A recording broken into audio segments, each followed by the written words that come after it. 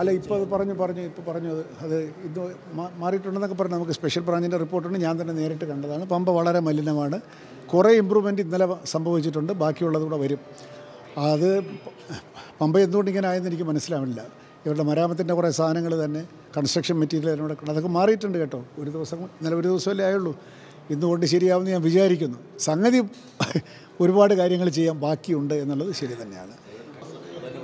അതെ ഇങ്ങനെ തന്നെ പോകും. പിന്നെ അതിനുള്ള വേണ്ടത്ര മുന്നൊരുക്കങ്ങളുടെ ഒരു അഭാവമുണ്ട്. എന്ന് വെച്ചാൽ ചില കാര്യങ്ങളിപ്പോൾ ഈ കോൺട്രാക്ടർക്ക് മെസ്സ് കൊടുത്തത് 16-ാം തീയതിയാണെന്ന് പറഞ്ഞാൽ അയാൾ എന്ത് ചെയ്യും?